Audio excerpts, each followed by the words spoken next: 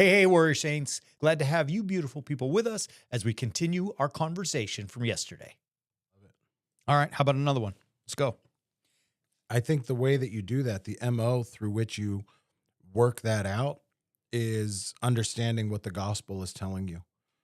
You know, you have on the list, the gospel is unto life, follow it. And I think that goes part and parcel with another thing that you had on that list, which is the message of the gospel that you are called to follow is that sacrifice is everything. Yeah. That's what makes doing things today and doing the work today so hard. Yeah. We want those instant results that we were talking about, but we're not going to get them because we have to put in the effort, and that takes sacrifice, and we don't want sacrifice. Yeah. Sacrifice is everything was one of those things on the list that I said to myself, you're right, because it's how everything gets done. So let's unpack this all the way through. I think the gospel is unto life. I mean, obviously that's the whole message that Jesus Christ on the cross grants life. You know what I mean? He conquers sin and death, those things that take life, right? And then through his third day resurrection, he bursts the door of Hades open, right?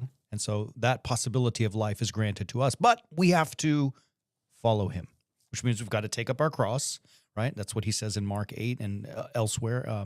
St. Paul tells us that the gospel of the cross, the crucified Christ, it's a scandal to the Jews and a stumbling block or folly he uses. Sorry, stumbling block is the first one, and a folly to the Gentiles, right? But for us who are being saved, it's the power of God, right? Yeah. And he says elsewhere, he's saying, Paul in Romans chapter 1, that he's not ashamed of the gospel, for it is the power of God for salvation to all who believe. I mean, in their context, being crucified was a shameful thing. It didn't happen to heroes, right? So it would be, so he's like, I'm not ashamed of that. Like, look, in this message of the gospel, Jesus Christ conquers the greatest of all the monsters. And so I translated that in my mind that if that weapon, the weapon of the cross, can slay the great monster, you better believe it can slay my monsters. Because while they're big to me, they're not quite as big as death, right? They're not so I'm not fighting that battle. I wouldn't win it, right? So that's why Christ did it. Okay, so we understand all that. So at any rate, the cross is everything. The gospel is unto life. Sacrifice is everything. And I don't think that means we need to, go to Jerusalem in a time machine 2,000 years ago and be crucified with Christ, to be co-crucified, as St. Paul says. But I think it does mean that the lens of the cross, sacrifice, is how we look. Let's say it like this. The lens of the cross is that through which we look at everything, right? So I'm not saying, when I tell our warrior saints and myself and you and I to be crucifixional, I'm not saying I want you to do one more thing. Yeah. Being crucifixional is not one more thing to do. It is a new way of doing everything. Does that make sense? I hope that clicked for our people. So Makes you know perfect sense. what we're talking. I mean, all the stuff we teach, like when we put it out there in our 6-part battle plan, right? What are we saying? Be crucifixional. I mean, in every lesson we're talking about work and relationships and children and wives and husbands and physical health and, serving other people, your relationship to God, all this kind of stuff. I mean, and the theme in all of it is be crucifixional. It's not one more thing to do. It's a new way of doing everything. I would have told myself that. Yeah. Well, it's an important lesson. I like what you say about the lens through which we see the world, because it's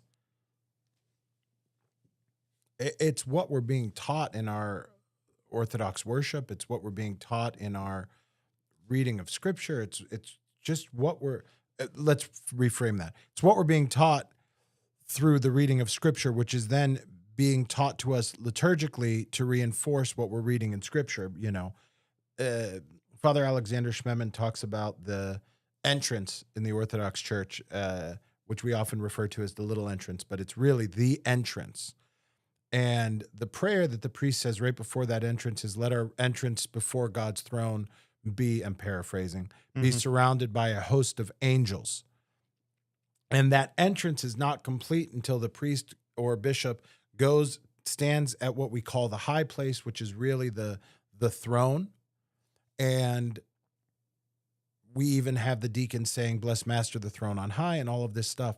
and we ascend to that throne. We move to that throne, and then immediately are hit with scripture, and immediately are being invited to sit at the feet of the master, the way that Mary sat choosing the good portion in the Gospel of Luke, and really are hammered with this gospel message. And Schmemann says that our entrance is an entrance into a fourth dimension that is a new way to see the world. It's not that we're going into some alternative reality.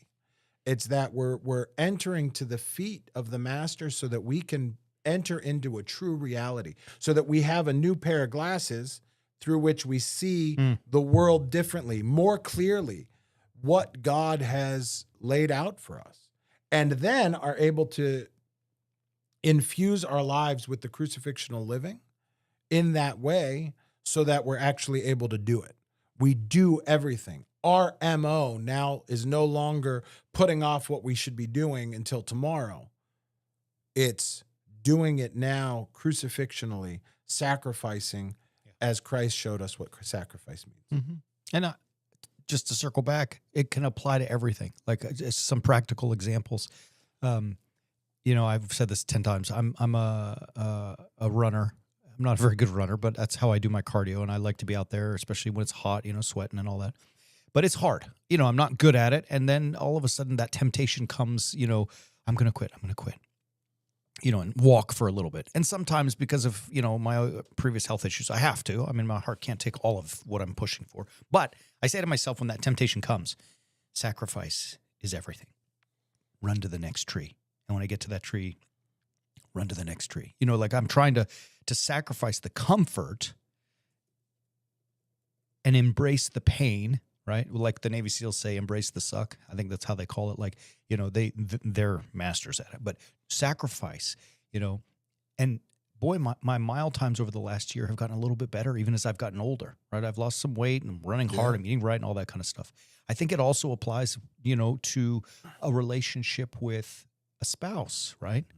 I mean, how often are we called to sacrifice for, or how often is the opportunity for us to sacrifice for the other person, right? And, I think we see such a rise in divorce because everything is, an I culture, a me culture. I mean, it's an ego culture. And the idea of marriage is actually that there is no I. Like you always say, when you, the spouse, the husband or the wife, should win the Academy Award for Best Supporting Actor in the movie of your spouse's life. Like, in other words, it's about putting them first, right? Yeah. Sacrifice is everything. I don't know. I mean, so aside from, exercise and marriage, where else do you sacrifice in life? Well, our whole thing is talking about how are we training our children, and that becomes a sacrifice in and of itself. Like I have a kindergartner and a preschooler. Like, as you say to me all the time, I'm in the thick of it, but it'll pay off. Like it can be a lot. And I love her to death, talks so much. And like, I sometimes just want to be like, stop talking. Yeah. But, she needs that connection. She needs to spend that time with mom. She needs to spend that time with dad. She needs to spend that time with one another. And she has so much energy that she doesn't always know what to do with it. So let's find new ways to expel that energy. So Monday, before she started school, she was home alone. Her brother was at school. I just wanted to relax. I wanted to sit by the pool. But like, she's there. That's not going to work. Right. Right? Yeah. So what did we do? We went to the aquarium for the 17,000th time. And she saw the same things that she sees every time. And each time it was like seeing it new.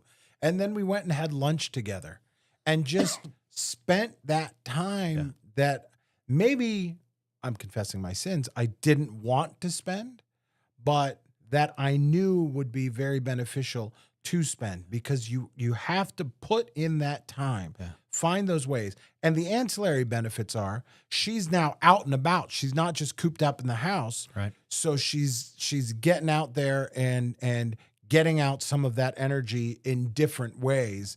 And, there's so many layers to, like we go to a place called Uptown Jungle. It is an indoor amusement park. Yeah. I never want to go to Uptown Jungle. I don't blame you. It's a lot of screaming children, but God bless you for doing that. Like that aquarium story. God bless you. Because that kind of stuff, that's what we're talking about. That's sacrifice. And let me tell you, that's you putting your desires aside to sit by the pool and give to her. And it's like what we said, whatever it was, the first one, that it will pay off.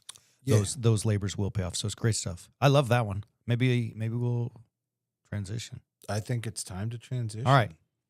How do we? Hey, Warrior Saints. Thank you so much for being with us. If you enjoyed this, please like, subscribe, and share. It helps us get the word out there. And if you want more, visit us at warriorsaints.org and subscribe to Understanding the Bible. Thank you so much. We'll see you soon.